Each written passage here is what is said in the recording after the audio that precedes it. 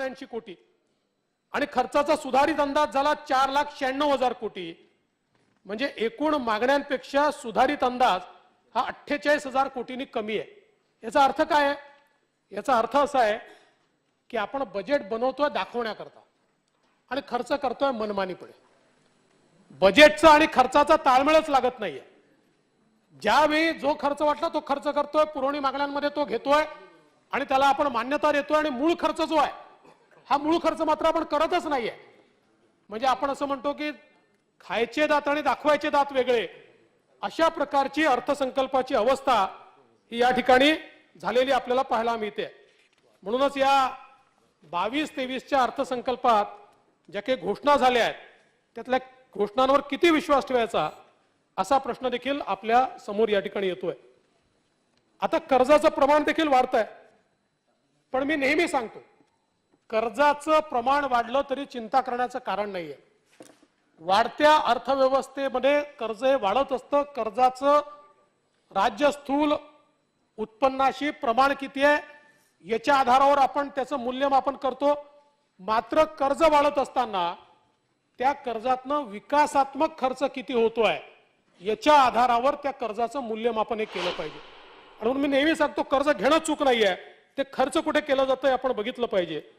आता आपण जर बघितलं तर कर्ज तर वाढलंच आहे, कारण 19-20 मध्ये आपण 4 लाख कोटी 4,51,000 कोटीचं आपल्यावर कर्ज होतं, ते आता 6,50,000 म्हणजे जवळजवळ 2 लाख कोटींनी कर्ज वाढलंय।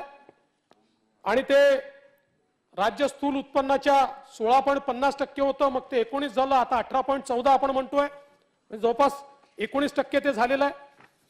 पण त्यामध्ये कर्ज वाढलं यापेक्षा मला चिंता ही आहे की आपण बघा भांडवली खर्चामध्ये जास्तीत जास्त विकास खर्च असला पाहिजे।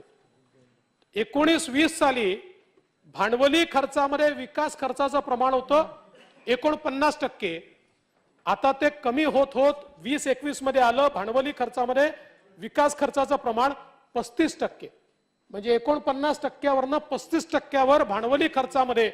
आता आपण भांडवली खर्च जो करतो हा सगळा कर्ज काढून करतो।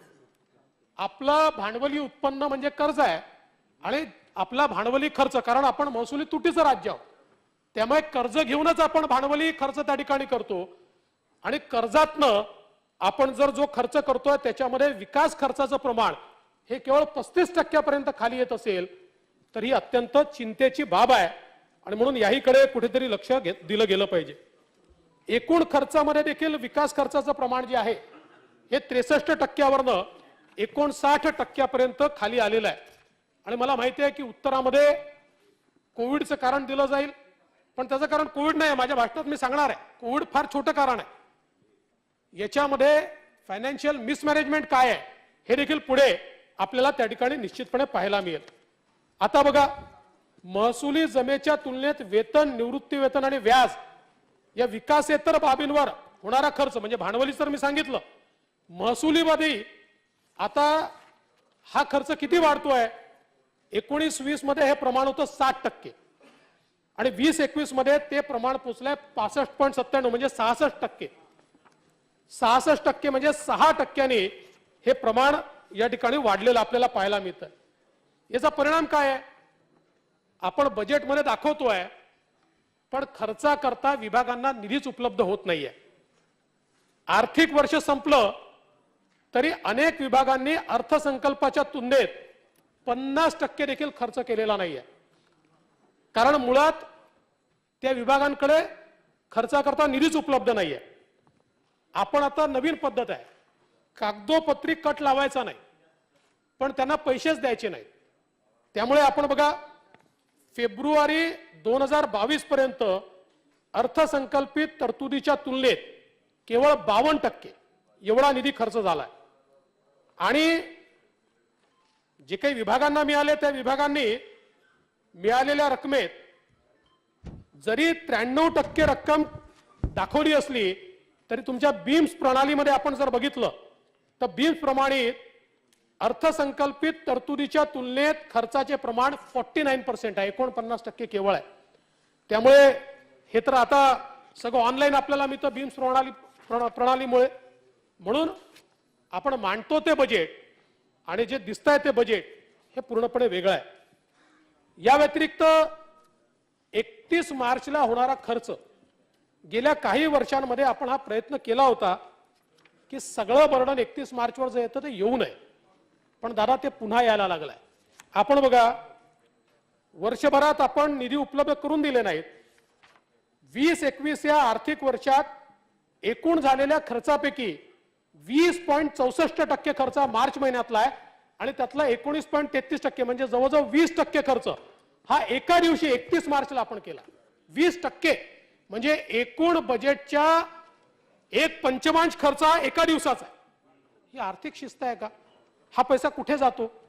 31 मार्चला जर 20% पैसा आपण राज्याचा खर्च करणार सुद्धा खर्च होत नाही, त्या ठिकाणी ते अनेक डिपार्टमेंट तो पैसा घेऊन घेतात, तुमच्याकडनं तो रिलीज दिसतो आणि मग त्यानंतर त्याचा काय वापर होतो, कसा वापर होतो, कुठे बिलं काढले जातात, याचं काही त्या ठिकाणी शिस्त राहत नाही। त्यामुळे कुठेतरी या संदर्भात लक्ष घातलं गेलं पाहिजे आणि हे जे काही 20-21 मध्ये शेवटच्या दिवशी 19.33% खर्च एका दिवसात दिसतोय, हे कुठल्याही आर्थिक शिस्तीत बसत नाहीये। त्यामुळे मला असं वाटतं की विकासेतर खर्चाला कात्री लावून विकास खर्च कसा वाढवता येईल असा प्रयत्न या ठिकाणी करण्याची आवश्यकता आहे। आता आपण बघा, आपण या ठिकाणी सांगितलं की 20-21च्या तुलनेत 21-22 मध्ये वास्तविक स्थूल उत्पन्न जे आहे त्यात 12.1% वाढ आपण अंदाजित केली आहे। आता ठीक आहे, आपण 12.1 म्हणताय, ही खरी 12.1 नाहीये। याचं कारण काय आहे? आपण जर बघितलं तर 19-20 मध्ये राज्याचं वास्तविक स्थूल उत्पन्न हे 20,43,000 कोटी होतं।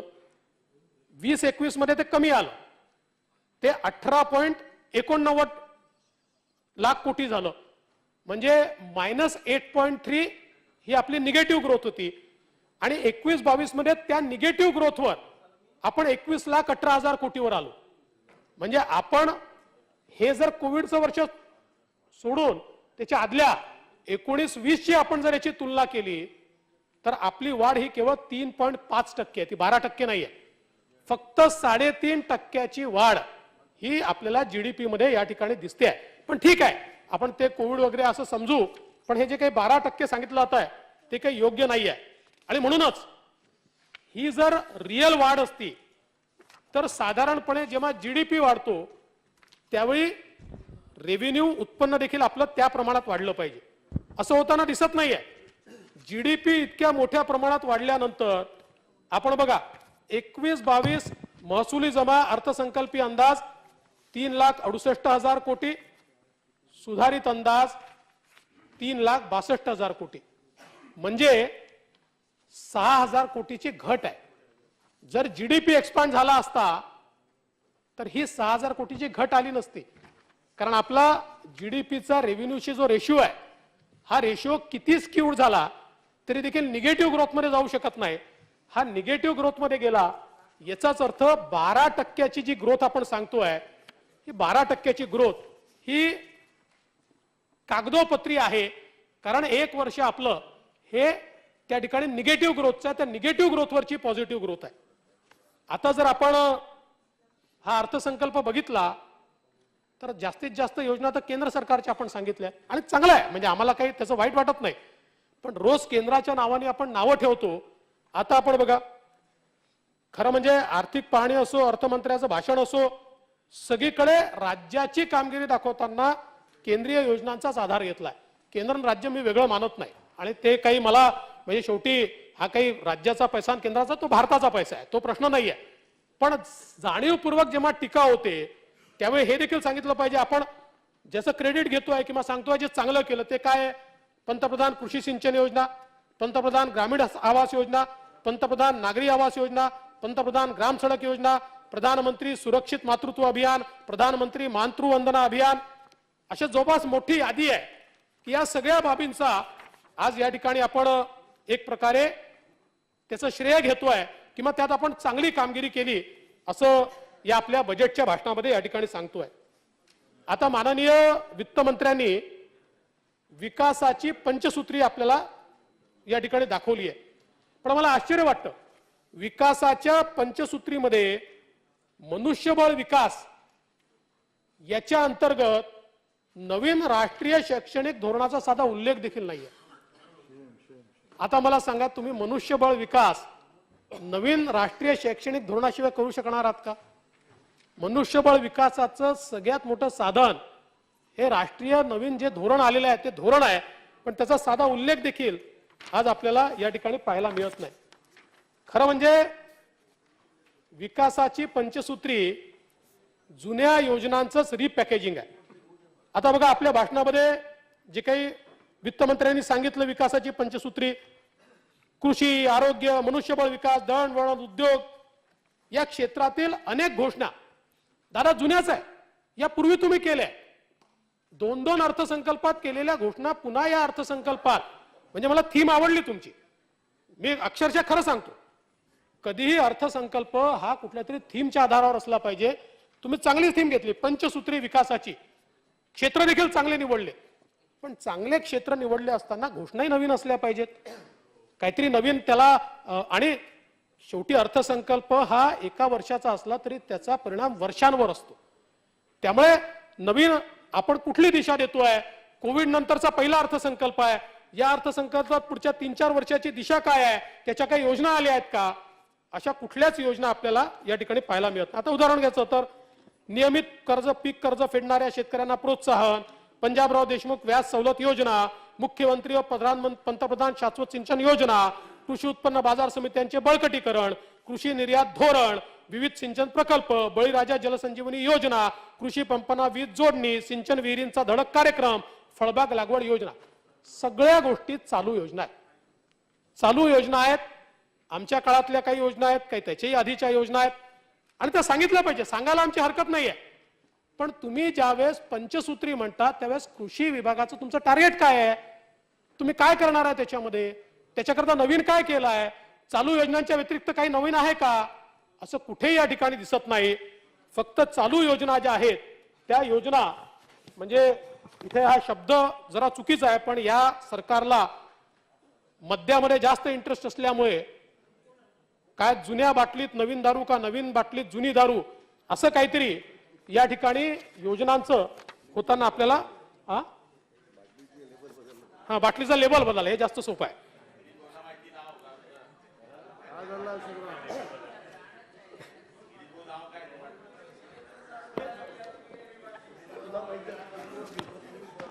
ते गुलाबराव ते काहीतरी बोलतायत बरं, मी बोलणार नाही ते.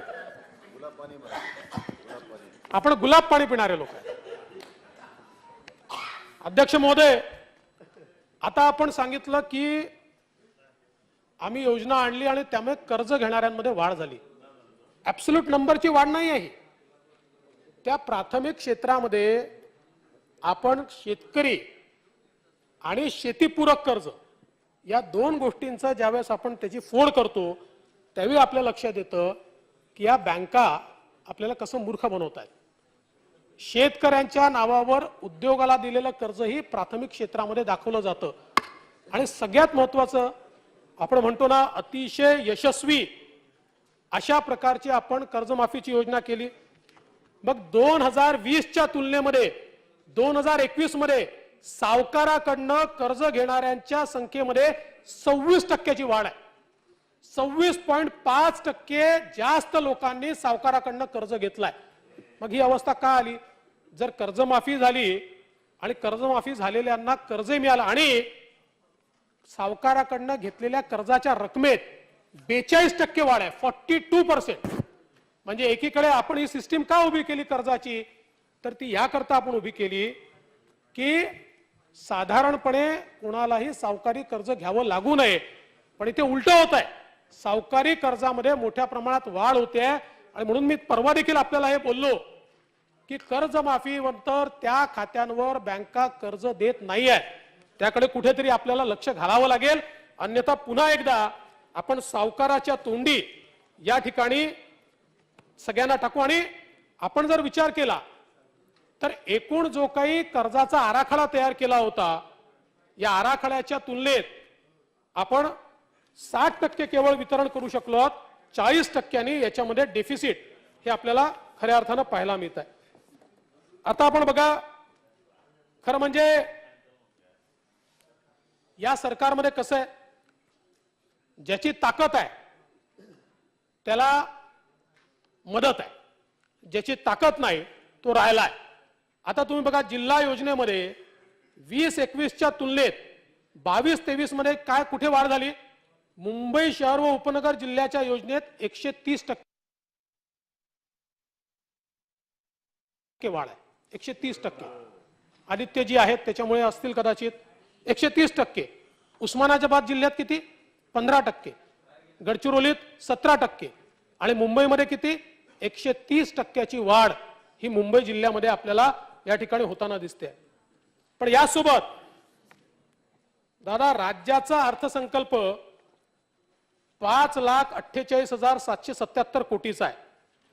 या 5,48,777 कोटीपैकी राष्ट्रवादी काँग्रेसला किती मिळाल्या? त्यांच्या खात्यांना 3,14,820 म्हणजे 57%. काँग्रेसच्या खात्यांना किती आहेत? 1,44,193 कोटी म्हणजे 26%. आणि परब साहेब आपल्या शिवसेनेची काय परिस्थिती बघा, 90,181 कोटी म्हणजे 16%. 16%. आणि जिथे पगार जास्त द्यावा लागतो अशी खाती राष्ट्रवादीकडे नाही आहेत. ती खाती काँग्रेसकडे आहे. शिक्षण विभाग ती खाती तुमच्याकडे आहे, उच्च शिक्षण विभाग.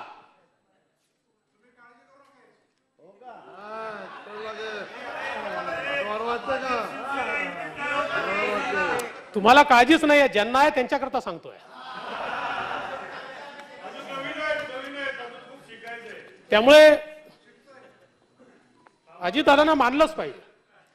डंके की चोट पे का. मागच्या वेळेस हेच केलं, याही वेळेस हेच. असं पाहिजे ठाम, एकदम ठाम. सगळा पैसा राष्ट्रवादी म्हणजे राष्ट्रवादी. काय 57%.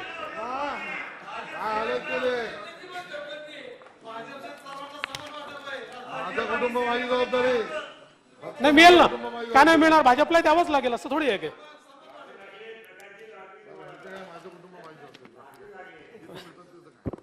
अध्यक्ष महोदय, सामाजिक योजनांची अतिशय दयनीय अंमलबजावणी या ठिकाणी होते.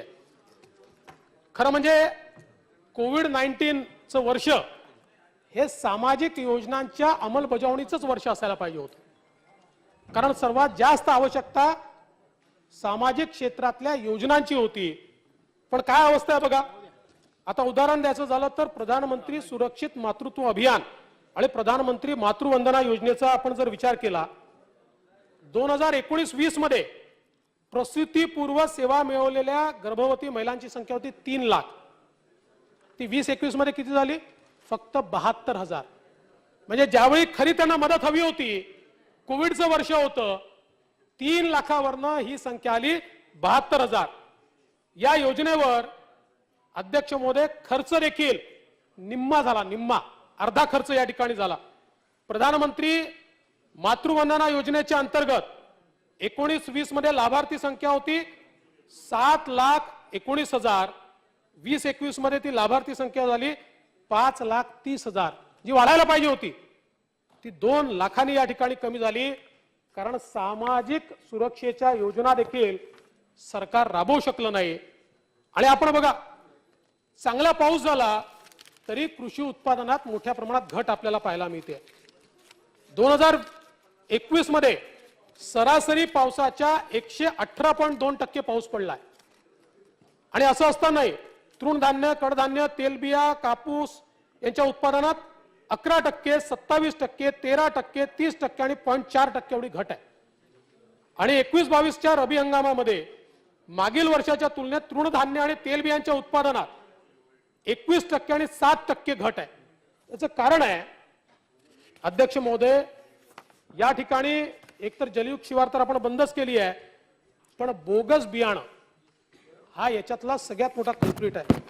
इतक्या मोठ्या प्रमाणात बोगस बियाण्याचे प्रकार हे या ठिकाणी आपल्याला पाहायला मिळाले की आम्ही तर प्रत्येक संकटाच्या काळामध्ये शिवारात गेलो आणि शेतकऱ्यांशी संवाद केला, पण त्या ठिकाणी बोगस बियाण्यांचे प्रकार इतक्या मोठ्या प्रमाणात या ठिकाणी आहेत आणि याच्यावर कुठल्याही प्रकारचं नियंत्रण हे सरकार करत नाही. आणि एवढंच नाही तर सीड कंट्रोल ऍक्ट जो आहे, या सीड कंट्रोल ऍक्टच्या माध्यमातून बोगस बियाणं आल्यानंतर जसं आमच्या काळामध्ये आम्ही त्या कंपन्यांच्या सुनावण्या करून आणि त्यांना कम्पेन्सेशन द्यायला लावलं, असं कुठलंही कम्पेन्सेशन आज या ठिकाणी बोगस बियाणं आल्यानंतर उत्पादन आलं नाही, अपेक्षित उत्पादन आलं नाही, तर अशी कुठलीही कारवाई आज या ठिकाणी सरकारच्या वतीनं होताना दिसत नाही. खरं म्हणजे दादा बैलगाडा शर्यतीच्या संदर्भात तुम्ही श्रेय घेतलं, पण खरं तर या संदर्भात मला हे सांगितलं पाहिजे की 2014 साली न्यायालयाने बंदी टाकली होती. त्यानंतर आमचे महेश दादा लांडगे हा नाही त्यांनी घेतलं म्हणजे तुम्ही घेतलं, तुम्ही म्हणजे सरकार, तुम्ही म्हणजे सरकार.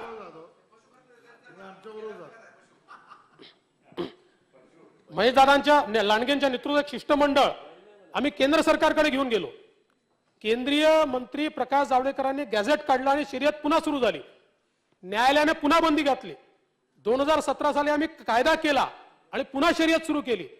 त्या कायद्याला सर्वोच्च न्यायालयाने स्थगित केल्यानंतर running ability of boule, boule हा म्हणजे बैल हा धावणारा प्राणी आहे, अशा प्रकारचा अहवाल आमच्या सरकारने तयार केला.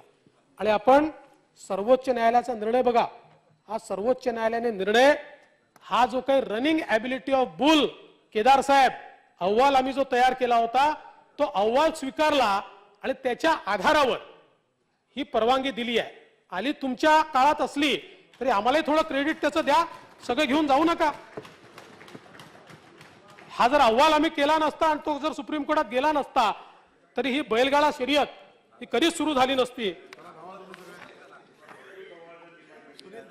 खरं म्हणजे अध्यक्ष महोदय, या सरकारमध्ये दादा कोण भाषण लिहिते समजतच नाही. आता जसं हे आहे, आता राज्यपालाच्या अभिभाषणावर तर बोलता आलं नाही, पण जे मनात आले ते आकडे सांगितले जातात. आता बघा, एका ठिकाणी सांगितलं राज्यपालाच्या अभिभाषणाच्या वेळी की माझ्या शासनाने आपत्ती तत्परतेने व प्रभावीपणे प्रतिसाद दिला, यासाठी राज्य आपत्ती प्रतिसाद निधी म्हणून 15,000 आणि राज्याच्या कोटी आणि राज्याच्या अर्थसंकल्पातनं 5,500 कोटी रुपये दिले. आता वस्तुस्थिती काय आहे? वस्तुस्थिती आहे, मदत आणि पुनर्वसन विभागाने दिलेल्या माहितीनुसार 2020 आणि 2021 या 2 वर्षात 5,799 कोटी SDRF मधनं आणि शासनाने 2,148 कोटी हे या ठिकाणी उपलब्ध करून दिले. मग मी विचार केला आकडा आला कुठलं? सरकार जर सांगताय 15,000 कोटी तर लक्षात आलं हे 15,000 कोटी 2003-04 पासून आहे. 2003-04 पासून तर 2021 पर्यंत एकूण मिळालेले पैसे 15,000 कोटी आणि ते आपण चक्क सांगून दिले की आमच्या सरकारनं आपत्तीमध्ये 15,000 कोटी रुपये दिले, म्हणजे 3-4 पासून तर 2021 पर्यंतचे सगळे पैसे या ठिकाणी आपण छापून टाकले. आता एवढंच नाही, शासनाने एकूण 2,636 मेगावॅट स्थापित क्षमतेचे 34 जलविद्युत प्रकल्प कार्यान्वित केले आणि एकूण 160 मेगावॅट स्थापित क्षमतेचे लघु जलविद्युत प्रकल्प खासगीकरणातून कार्यान्वित झाले. आता वस्तुस्थिती काय आहे? जलसंपदा विभागाने आजवर 26 जलविद्युत प्रकल्प उभारून महावितरणला हस्तांतरित केले आहेत. 6 प्रकल्प स्वतः जलसंपदा विभागातर्फे चालवण्यात येतात तर 2 खासगी प्रवर्तकांना चालवण्यात दिले आहेत. आश्चर्याची बाब म्हणजे 2020 आणि 2021 मध्ये यातला एकही प्रकल्प कार्यान्वित केलेला नाही. हे सगळे प्रकल्प 2020च्या आधीचे आहेत आणि यातला एक प्रकल्प तर 1962चा आहे आणि आपण क्लेम केलेला एक प्रकल्प 1952चा आहे. महाराष्ट्राच्या निर्मितीच्या आधीचा प्रकल्पही आमच्या सरकारने केला असं ठोकून देण्याचं काम आणि मग ते राज्यपालांच्या याच्यात टाकण्याचं काम हे अध्यक्ष महोदय या ठिकाणी खरं म्हणजे मला तर आश्चर्यच वाटतं की म्हणजे तुम्ही कधी विधानमंडळाला गुंडाळता, कधी आम्हाला गुंडाळता, आता जनतेला गुंडाळता. हे चाललं काय 52 पासनं? म्हणजे दुसऱ्यांना लेकरं झाली तर त्याला प्रोत्साहन आम्हीच दिलं असं म्हणण्याचं काम आहे 1952 पासनं. हो ना. म्हणजे मला तर थोडं आश्चर्य असं वाटतंय की ते जे काही मद्याच्या संदर्भातलं जे काही GR काढणारे लोक आहेत त्यांनाच हे सगळे भाषणं लिहायला आपण देतो की काय असं एक आता हर्बल आता खासगी जलविद्युत प्रकल्प या संदर्भात असंच आहे. एकूण 40 खासगी जलविद्युत प्रकल्पापैकी पहिला 2001 मध्ये 15 ते 19च्या काळात 18 प्रकल्प झाले. 20 आणि 21 मध्ये अवघे 2 प्रकल्प झाले. आपण दिलं ठोकून 39 प्रकल्प आम्ही केले. म्हणजे 2001 पासनं तर 2022 पर्यंत सगळे थांबून दिले. खरं म्हणजे मला तर समजतच नाही की काय ही अवस्था आहे या ठिकाणी.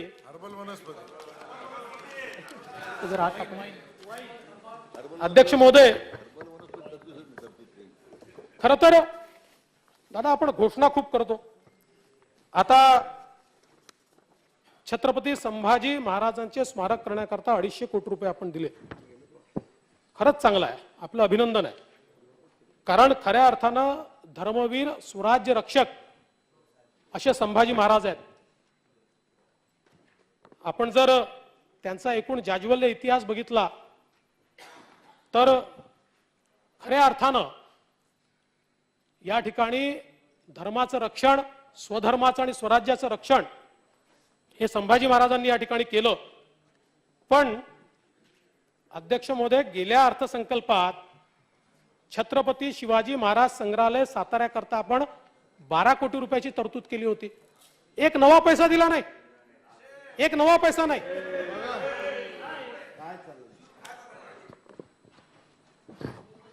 अध्यक्ष महोदय, खरं म्हणजे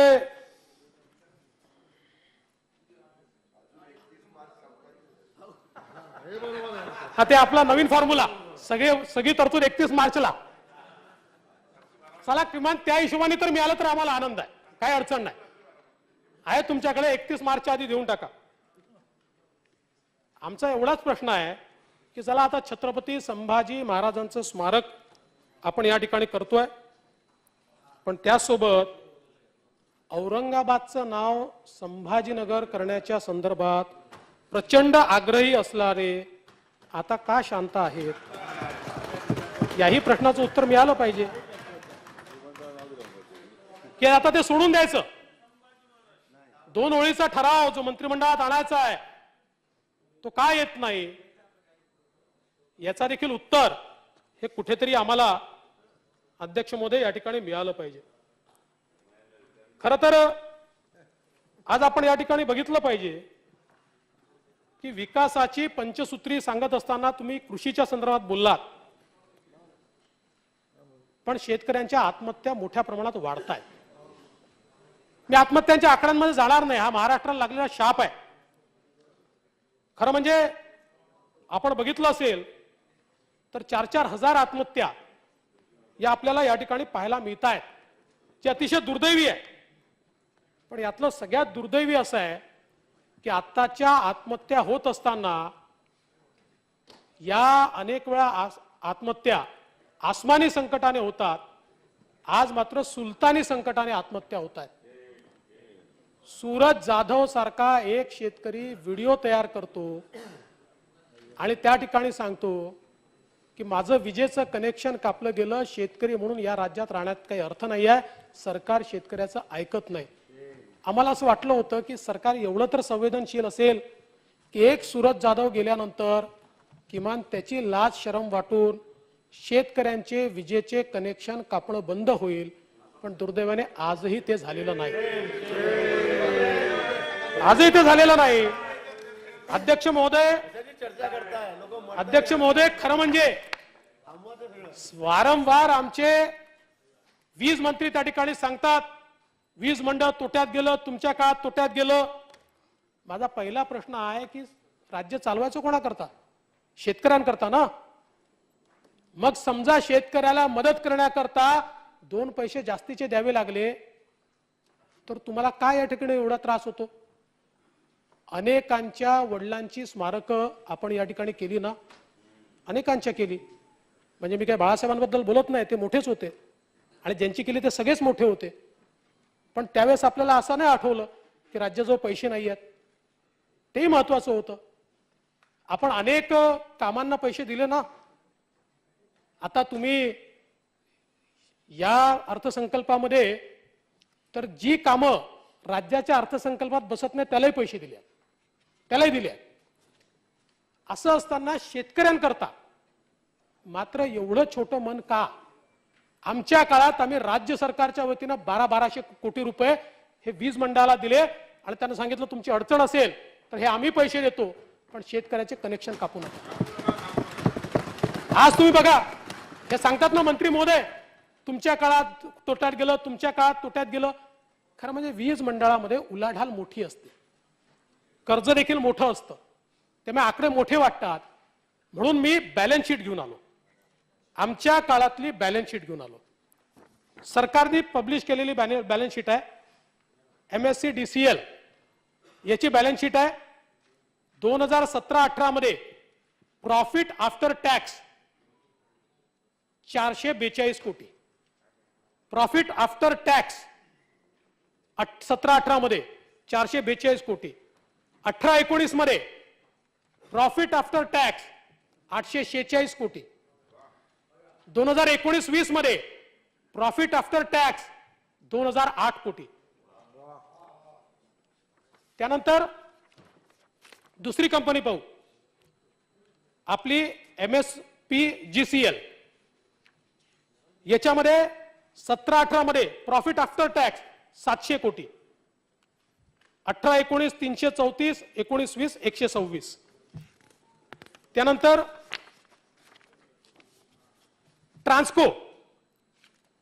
ट्रान्सको मध्ये माझ्याकडे आता आकडा प्रॉफिट बिफोर टॅक्सचा आहे, तो देखील 17-18 815 कोटी, 18-19 745 कोटी, 19-20 493 कोटी. आता या बॅलन्स शीट ज्या आहेत या तर तुम्ही तयार करत नाही, मी नाही तयार करत, मंत्री नाही करत, कोणीच करत नाही. या तर आपला ऑडिटर तयार करतो. ऑडिटरने तयार केलेल्या बॅलन्स शीट नंतर, आणि मी असं नाही म्हणत देशामध्ये एकही पारेषण किंवा काय म्हणतात त्याला वितरण हे खूप चांगल्या स्थितीत नाही आहे, कारण शेवटी सगळ्यांना सामाजिक दायित्व आहे.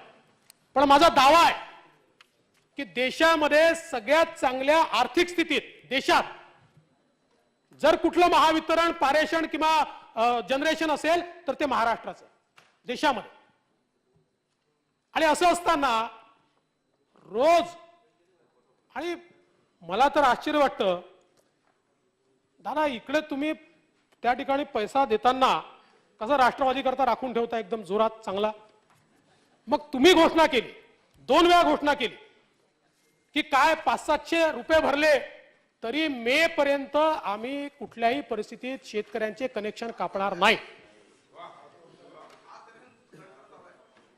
काय झालं तुमच्या घोषणेचं? कुठे गेली घोषणा? अरे या पंचसूत्रीमध्ये पाणी दिसतंय, पीक दिसतंय आणि वीज नाही आहे. कशाची पंचसूत्री? पंचतत्वात विलीन व्हायची वेळ आली तर ह्याची पंचसूत्री. शेतकरी पंचतत्वात विलीन होतोय आणि गावोगावी हा आक्रोश वाढतोय. राज्यकर्त्यांनी कधीतरी संवेदनशील व्हावं लागतं. अरे गरज असेल करा ना 1000 कोटी कमी. आमच्या चव्हाण साहेबाला दिल्यात 15,000 कोटी, त्यांना 1000 कोटी उशिरा दिल्यात चालतील ना, त्यांचे काय एका दिवसात खर्च होत नाहीत. त्यांच्या 15,000 कोटीपैकी 1000 कोटी रुपये काढा आणि देऊन टाका महावितरणला आणि सांगा एकाही शेतकऱ्याचं या ठिकाणी कनेक्शन कापायचं नाही. आज अध्यक्ष महोदय ज्या प्रकारे हे कनेक्शन कापण्याचं या ठिकाणी चाललेलं आहे, कुठेतरी आता आपण बघा या सरकारची परिस्थिती कशी आहे. अध्यक्ष महोदय, ह्या सरकारच्या घोषणेमध्ये आणि अंमलबजावणीत फरक किती आहे बघा. अवकाळी पाऊस पडला डिसेंबर 19 मध्ये, मदत कधी मिळाली ऑगस्ट 2020 मध्ये.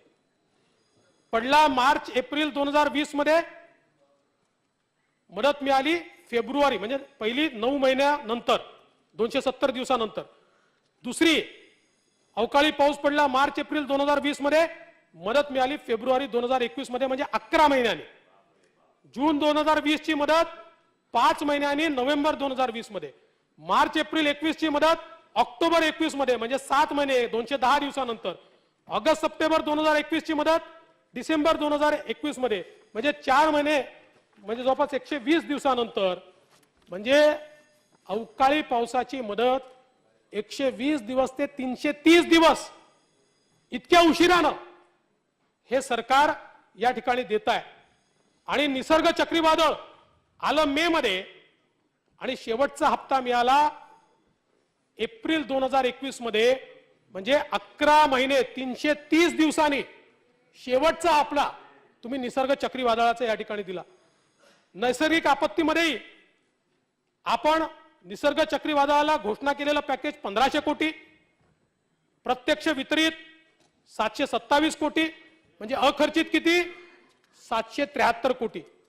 अतिवृष्टी 2020 पॅकेज 11,000 कोटी, प्रत्यक्ष वितरित 4,600 कोटी, अखर्चित रक्कम 6,300 कोटी. अतिवृष्टी 2021 परत 10,000 कोटीचं पॅकेज, प्रत्यक्ष वितरित 5,700 कोटी, 4,230 कोटी शिल्लक.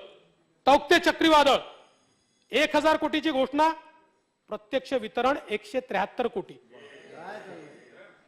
म्हणजे अध्यक्ष महोदय, आपण जर या ठिकाणी बघितलं तर, आणि काय अवस्था आहे बघा. तुम्ही जलयुक्त शिवार योजना बंद केली, चला तुम्हाला नाही आवडली, तुम्ही केली बंद. तुम्ही घोषणा काय केली होती? तुम्ही घोषणा केली होती आता नव्याने मुख्यमंत्र्यांच्या नावाने मुख्यमंत्री शाश्वत कृषी सिंचन योजनेचा आम्ही आता सुरुवात करतोय. काय आमच्या मुख्यमंत्र्यांची अवस्था केली हो दादा तुम्ही? इतका काय राग आहे तुमचा त्यांच्यावर? 2 वर्षापूर्वी तुम्ही योजनेची सुरुवात केली. 2 वर्षामध्ये मुख्यमंत्री जलसंवर्धन योजनेमध्ये 6 कोटी रुपयाचा खर्च आहे.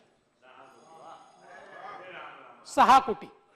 अरे किमान मुख्यमंत्र्याच्या नावाने योजना आहे ना, त्याच्यात तर खर्च करा, बाकी जाऊ द्या. उद्या प्रश्न विचारतील ना लोक की मुख्यमंत्र्याची एवढीच किंमत आहे का?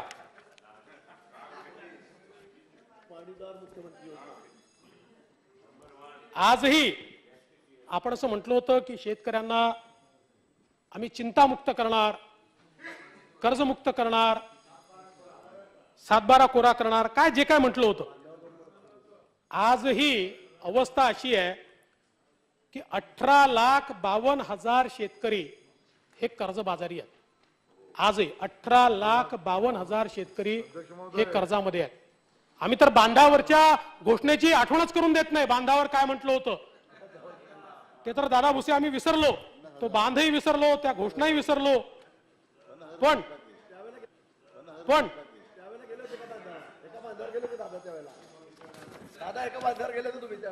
नाही, दादांना आपलं म्हणणं मनात न पटताय पण चेहऱ्यावर दाखवता येत नाही, हा त्यांचा प्रॉब्लेम आहे. आणि दाढीमुळे त्यांना ते लपवता येणं शक्य आहे सहज.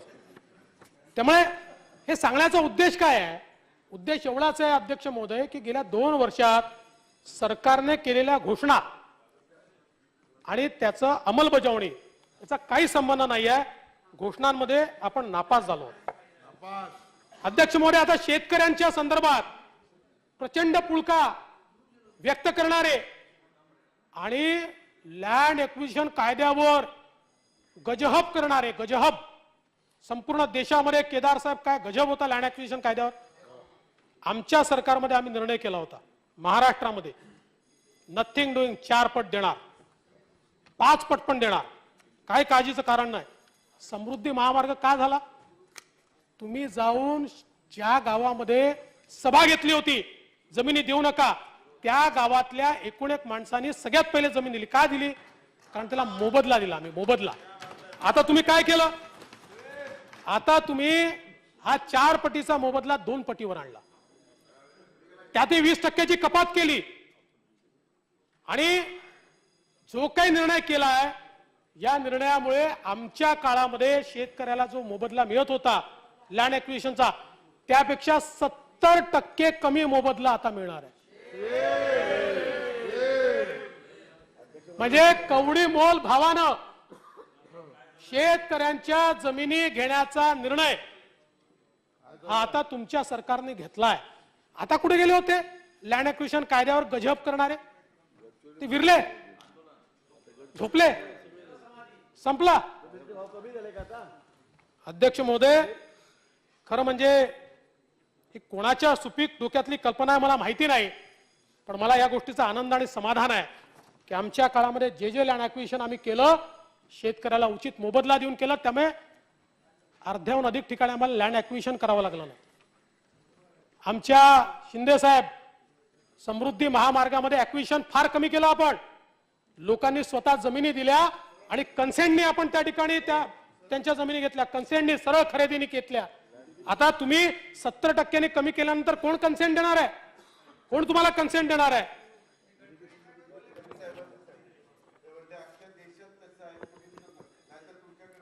गडकरी साहेब अनेक गोष्टी सांगतात, सगळ्यात ऐकत नाही तुम्ही.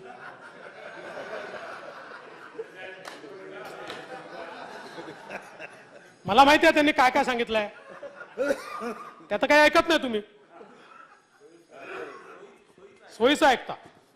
आणि ते त्यांनी वेगळ्या प्रकारे, मला माहिती आहे त्यांनी काय म्हटलं होतं, मी सांगेन ते दादांच्या उत्तरानंतर सांगेन.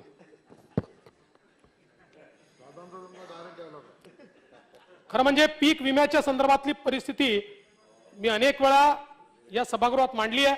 दादा भुसे एक मीटिंग घेणार होते, माझ्यामुळेच त्याला थोडा उशीर झालेला आहे, पण सगळी माहिती आता तुमच्याकडनं मी मागितलेली माझ्याकडे आली आहे, कारण मी विनंती केली होती माहिती द्या, ती आली आहे, त्याच्यावर करू. पण खरोखर गेल्या 2 वर्षामध्ये पीक विम्यापोटी आपल्याला पैसाच मिळाला नाही. आपण जर बघितलं तर 99 ते 2014 या ठिकाणी 25 लाख शेतकऱ्यांना 578 कोटी मिळाले. प्रधानमंत्री पीक विम्याच्या 5 वर्षात आमच्या काळात या ठिकाणी 14,400 कोटी रुपये मिळाले. म्हणजे साधारणपणे आपण जर बघितलं तर इतक्या मोठ्या प्रमाणात ती वाढ झाली आहे. आणि आता या 2 वर्षामध्ये केवळ या ठिकाणी 3,981 कोटी रुपये मिळाले. त्यामुळे सरासरी कमी आली आहे, मदतही कमी झाली आहे. त्या संदर्भात निश्चितपणे लक्ष देण्याची आवश्यकता आहे. आता दादांनी आम्हाला सांगितलं की जरी आम्ही वैधानिक विकास मंडळ बंद केलं असलं तरी विदर्भ मराठवाड्याला आम्ही देणार आहोत. असं होत नाहीये. हळूहळू एक एक योजना तुम्ही बंद करताय, एक एक योजना बंद होते. आज आपण बघा, विदर्भ आणि मराठवाड्यातल्या उद्योगांची वीज सवलत 2024 पर्यंतची होती, त्यामुळे मोठ्या प्रमाणात उद्योगांना सवलत मिळत होती. महाविकास आघाडीने ती सवलत बंद केली. आम्ही आवाज उठवला तर सप्टेंबर ते नोव्हेंबर या कालावधीसाठी थकबाकी देण्याचा निर्णय घेतला.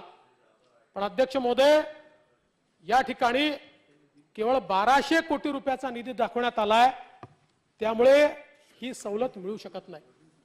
आज इंडस्ट्रीच्या संदर्भात अतिशय सायंटिफिकली पारेषणाचा लॉस हा जिथे कमी आहे तिथे डिफरन्शियल टॅरिफ असलं पाहिजे. या आधारावर MERC कडनं अप्रूव्ह करून हे टॅरिफ विदर्भातल्या उद्योगाला आणि मराठवाड्यातल्या उद्योगाला दिलं होतं. आज तुम्ही बघा, आमच्या जालन्यामध्ये, औरंगाबादमध्ये विशेषतः जे लोक स्टीलचं काम करणारे आहेत, एका दिवसात ते इतक्या लॉसमध्ये यायला लागले कारण तुम्ही नॉर्मल टॅरिफ करून टाकलं त्यांचं. म्हणजे जे लोक नवीन इन्व्हेस्टमेंट करत होते, तुम्ही बघा इतक्या मोठ्या प्रमाणात प्रत्येकाने इन्व्हेस्टमेंट वाढवली, पण इलेक्ट्रिसिटीची सबसिडीज तुम्ही काढून टाकली विदर्भ मराठवाड्याची. अध्यक्ष महोदय, माझी या ठिकाणी विनंती आहे की जी सबसिडी आहे ही सबसिडी तुम्ही परत दिली पाहिजे. पॉवरलूमची सबसिडी तुम्ही काढून टाकली, ती दिली पाहिजे. आणि एक चुकीचं चाललंय, आता याला मंत्र्यांचा आशीर्वाद आहे, अधिकारी करतायत, मला माहिती नाही, पण जिथे सबसिडी आहे दादा पॉवरची, त्या ठिकाणी वस्त्रोद्योग असो, हे असो, कुठेही ते अधिकारी सबसिडी अडवतात, मग भेटायला बोलवतात, आणि मग भेटल्यानंतर सबसिडी रिलीज होते. जे भेटले त्यांची होते, जे नाही भेटले त्यांची होत नाही. टेक्सटाईल मध्ये सगळे म्हणजे बऱ्याच ठिकाणी हे चाललेलं आहे. तुम्ही एक निर्णय करा आणि या पूर्ण इलेक्ट्रॉनिक पद्धतीवर आणा. मंत्री काय, अधिकारी काय, कोणालाही याच्यात अधिकार असू नये. कोणाला इकडे कंप्लायन्स झाला की तिकडे पैसा मिळाला पाहिजे. आणि आज यामुळे विदर्भामध्ये मराठवाड्यामध्ये चालू असलेले उद्योग हे या सरकारच्या या धोरणामुळे या ठिकाणी बंद होताना आपल्याला पाहायला मिळत आहे. खरं म्हणजे वैधानिक विकास मंडळाबद्दल आता पुन्हा बोलत नाही, कारण बोलून फायदाच नाही. पण दादा तुम्ही केली होती घोषणा नागपूर जिल्हाधिकारी कार्यालयाच्या नूतन इमारतीसाठी 200 कोटी रुपयाची 6 मजल्याची इमारत. वर्षभरात एक बैठक घेतली अशोक चव्हाण साहेबांनी, बाकी काहीच नाही, काहीच नाही. एक नवा पैसा नाही, एक नवा पैसा नाही, काहीच नाही. एक ही बातमी माझ्याकडे आहे दिव्य मराठीची, सेकंड क्लास सरकार, आणि त्यांनी दिलाय की आघाडी सरकारने बजेटपैकी फक्त 52% निधी खर्च करून द्वितीय श्रेणीच मिळवली. मग प्रत्येक विभागाचं दिलाय. जाऊ दे आता, ते वाचत नाही फार वेळ घालून. अध्यक्ष महोदय, इतका कोरोनाचा सगळा प्रकोप झाला तरी आरोग्य विभाग काही आपल्या कुठे अजेंड्यावर आहे का? आता बघा, कोरोना रुग्णांना तसेच नवजात माता आणि शिशूंना आहार देण्यासाठी आज आरोग्य विभागाकडे त्या ठिकाणी पैसे नाही. आरोग्य विभागाने याकरता मागितलेला निधी होता 138 कोटी.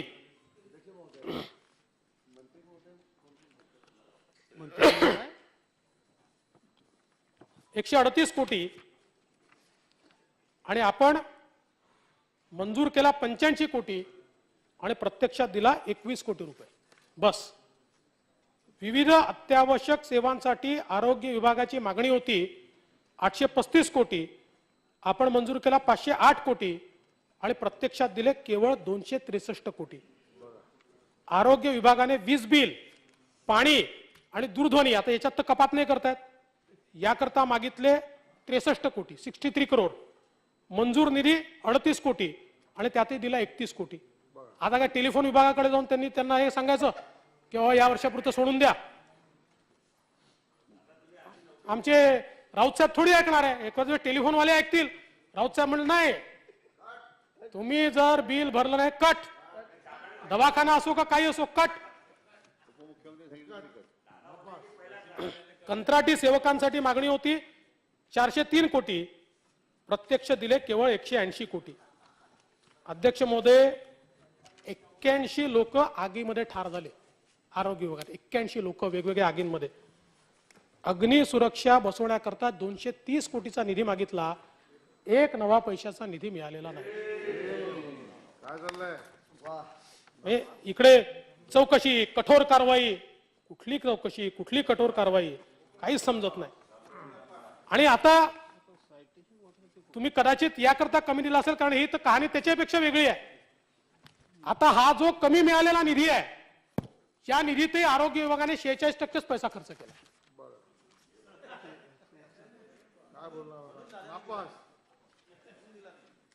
खरं म्हणजे आपण 21-22च्या अर्थसंकल्पात 17,183 कोटी आणि 20-21 मध्ये 12,057 कोटी असं या ठिकाणी वाढवून दिला होता. आणि यापैकी औषधी करता 1733 कोटी रुपये दिले होते. खर्च किती झाला माहितीये? 110 कोटी. 6%, 6%. न मेडिकल एज्युकेशनच्या कुठल्या हॉस्पिटलमध्ये काय म्हणतात, मेडिकल कॉलेजमध्ये औषध आहे, न कुठल्या आपल्या रुग्णालयामध्ये औषध आहे. आणि राष्ट्रीय ग्रामीण मिशनच्या अंतर्गत आलेल्या पैशातूनही 41% खर्च आहे. वैद्यकीय शिक्षण विभागाने 49% खर्च केला आहे. आणि आशा वर्कर करता आपण आता वाढवून दिले, अभिनंदन आहे तुमचं, पण आशा वर्कर करता तुम्ही ठेवले होते 297 कोटी, खर्च आहे फक्त 28 कोटी रुपये. त्यामुळे अध्यक्ष महोदय, त्याहीपेक्षा मला आश्चर्य वाटतं, महात्मा फुले जनारोग्य योजनेवर सगळ्यात जास्त पैसा कधी खर्च झाला पाहिजे?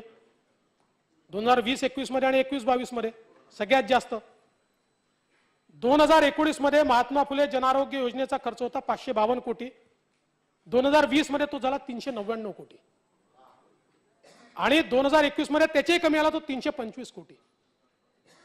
म्हणजे महात्मा फुले जनआरोग्य योजना कोविडच्या काळात जर नाही वापरली तर आपण कधी वापरली? काय केलं याचं नेमकं? का पैसा कमी झाला? म्हणून आम्ही रोज सांगायचो आणि शेवटी हायकोर्टामध्ये तेवढे ॲफिडेव्हिट जमा झाले. इकडे मंत्री महोदय रोज सांगायचे जनआरोग्य योजनेतनं आम्ही दिले आहेत, आम्ही बिलं दिली आहेत, सगळं सरकार करताय. कुठला खर्च आहे? 19 जे नॉर्मल वर्ष होतं त्यात 552 कोटीवरून तुम्ही 325 कोटीवर कोविडच्या वर्षामध्ये जर येत असाल तर अध्यक्ष महोदय कुठेतरी आरोग्य विभागाच्या संदर्भात तुम्ही जे सांगताय आणि जे करताय यामध्ये प्रचंड मोठा फरक आहे. आज बघा कोविडच्या मृत्यूच्या संदर्भात महाराष्ट्रामध्ये आपण सांगितलं 1,41,000 मृत्यू, दावे मात्र प्राप्त झाले 2,27,000 आणि 25 जानेवारी पर्यंत मंजूर केले 1,07,000. आता छोट्या छोट्या कारणाने आपण हे दावे रद्द करतोय. काय तर फॉर्म इंग्लिश मध्ये, फॉर्म मध्ये डिसीज लिहिलाय. आता डिसीज म्हणजे मेलेला, त्या बिचाराला वाटतं डिसीजचा अर्थ आपल्याला कुठला रोग आहे, त्यामुळे डिसीजच्या ठिकाणी सगळ्यांनी लिहिलं कोविड-19. कोविड-19 लिहिलं म्हणून आपण ते फॉर्म रद्द केले. असे 50,000 अर्ज बाद केले आहेत आपण. ज्यांना SMS आले की तुमच्या खात्यात पैसे आले त्यांना मिळाले नाही. बोरीवलीतील चेतना मेहता त्यांचे पती पहिल्या लाटेत गेले, एकुलते एक कमावते होते. संदेशाला पण खात्यात पैसा नाही. प्रियंका नागवेकर 49 वर्षाचा पती गमावला, त्यांच्या नावासमोर पोर्टल दाखवते खात्यात पैसे जमा झाले, खात्यात पैसेच नाही. खरं म्हणजे सर्वोच्च न्यायालयाच्या आदेशाची आपण पूर्तता करतो, पण अध्यक्ष महोदय कुठल्याही प्रकारे मुंबई असो की ज्या ठिकाणी आपण 16,500 मृत्यू दाखवले, प्रत्यक्ष दावे प्राप्त झाले 37,000 आणि अजून प्राप्त होत आहेत. आता यातले 9,400 वेगवेगळ्या जिल्ह्यांना पाठवून दिले की त्या जिल्ह्यातल्या तिकडे घेऊन जा. 9,000 नाकारून टाकले. अध्यक्ष महोदय आता झाला ना कोविड, आता कशाला फसवाफसवी करायची या ठिकाणी?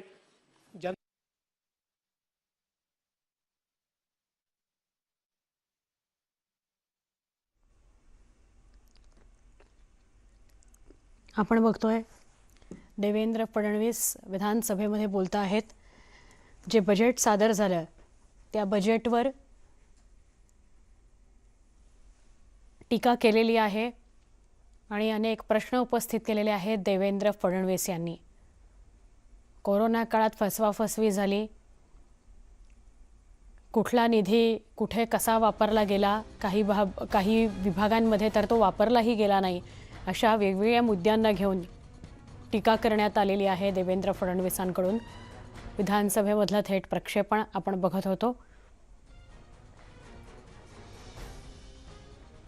शेतकऱ्यांच्या आत्महत्यांवर बोट ठेवलं गेलंय.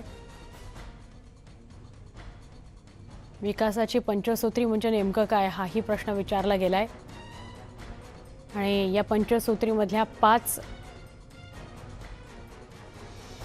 विभागांपैकी 2 विभागांवर सडकून टीका करण्यात आलेली आहे. कसं अर्धवट काम झालं याविषयी प्रश्न विचारला गेलेला आहे.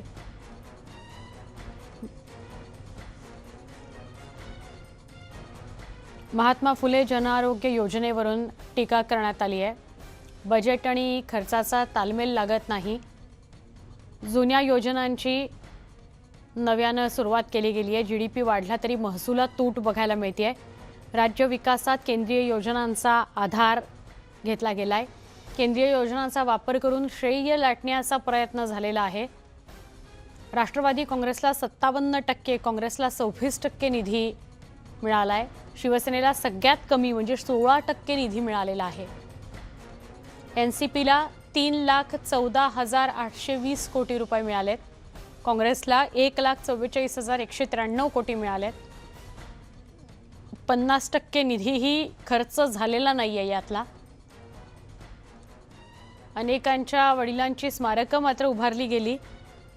शेतकरी मदतीसाठी मात्र पैसे कमी पडत आहेत सरकारला. शेतकरी पंचतत्वात विलीन व्हायची वेळ आली. अनेकांच्या वडिलांची स्मारकं झाली. कोरोना काळातही फसवाफसवी झालेली आहे.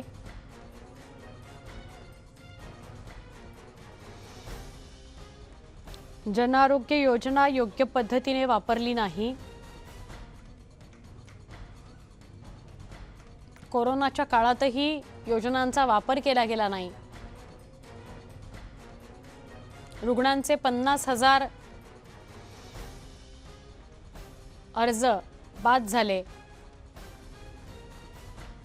असे देवेंद्र फडणवीस काय म्हणाले ऐकूयात. गेल्या काही वर्षांमध्ये आपण हा प्रयत्न केला होता की सगळं बर्डन 31 मार्चवर जे येतं ते येऊ नये, पण दादा ते पुन्हा यायला लागलाय. आपण बघा, वर्षभरात आपण निधी उपलब्ध करून दिले नाहीत. 20-21 या आर्थिक वर्षात एकूण झालेल्या खर्चापैकी 20.64% खर्च मार्च महिन्यातला आहे आणि त्यातला 19.33% म्हणजे जवळजवळ 20% खर्च हा एका दिवशी 31 मार्चला आपण केला. 20% म्हणजे एकूण बजेटच्या 1/5 खर्च हा एका दिवसाचा आहे. ही आर्थिक शिस्त आहे का? एकूण मागण्यांपेक्षा सुधारित अंदाज हा 48,000 कोटींनी कमी आहे. याचा अर्थ काय आहे? याचा अर्थ असा आहे की आपण बजेट बनवतोय दाखवण्याकरता आणि खर्च करतोय मनमानीपणे. बजेटचा आणि खर्चाचा ताळमेळच लागत नाहीये. ज्यावेळी जो खर्च वाटला तो खर्च करतोय, पुरवणी मागण्यांमध्ये तो घेतोय आणि त्याला आपण मान्यता देतोय, आणि मूळ खर्च जो आहे हा मूळ खर्च मात्र आपण करतच नाहीये. म्हणजे आपण असं म्हणतो की खायचे दात आणि दाखवायचे दात वेगळे, अशा प्रकारची अर्थसंकल्पाची अवस्था ही या ठिकाणी झालेली आपल्याला पाहायला मिळते. या सरकारला मद्यामध्ये जास्त इंटरेस्ट असल्यामुळे काय जुन्या बाटलीत नवीन दारू का नवीन बाटलीत जुनी दारू असं काहीतरी या ठिकाणी योजनांचं होताना आपल्याला बाटलीचा लेबल बदलला, हे जास्त सोपं आहे.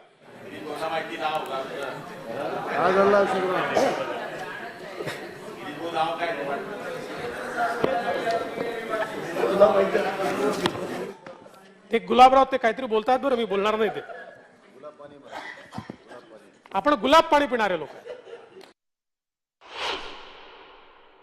या 5,48,777 कोटीपैकी राष्ट्रवादी काँग्रेसला किती मिळाले? त्यांच्या खात्यांना 3,14,820 म्हणजे 57%. काँग्रेसच्या खात्यांना किती आहेत? 1,44,193 कोटी म्हणजे 26%. आणि परब साहेब, आपल्या शिवसेनेची काय परिस्थिती बघा, 90,181 कोटी म्हणजे 16%. 16%. आणि जिथे पगार जास्त द्यावा लागतो अशी खाती राष्ट्रवादीकडे नाही आहेत. ती खाती काँग्रेसकडे आहे. शिक्षण विभाग, ती खाती तुमच्याकडे आहे, उच्च शिक्षण विभाग. दादा, बैलगाडा शर्यतीच्या संदर्भात तुम्ही श्रेय घेतलं, पण खरं तर या संदर्भात मला हे सांगितलं पाहिजे की 2014 साली न्यायालयाने बंदी टाकली होती. त्यानंतर आमचे महेश दादा लांडगे केंद्र सरकारकडे घेऊन गेलो. केंद्रीय मंत्री प्रकाश जावडेकरांनी गॅझेट काढला आणि शर्यत पुन्हा सुरू झाली. न्यायालयाने पुन्हा बंदी घातली. 2017 साली आम्ही कायदा केला आणि पुन्हा शर्यत सुरू केली. त्या कायद्याला सर्वोच्च न्यायालयाने स्थगित केल्यानंतर running ability of boule, boule हा म्हणजे बैल हा धावणारा प्राणी आहे, अशा प्रकारचा अहवाल आमच्या सरकारने तयार केला. आणि आपण सर्वोच्च न्यायालयाचा निर्णय बघा. हा सर्वोच्च न्यायालयाने निर्णय, हा जो काही running ability of bull Kedar साहेब अहवाल आम्ही जो तयार केला होता तो अहवाल स्वीकारला आणि त्याच्या आधारावर ही परवानगी दिली आहे. आली तुमच्या काळात असली तरी आम्हालाही थोडं क्रेडिट त्याचं द्या. सगळं घेऊन जाऊ नका. या सगळ्यासह बुलेटिनमध्ये इथेच थांबतोय. ताज्या बातम्यांकरता पहा फक्त न्यूज 18 लोकमत.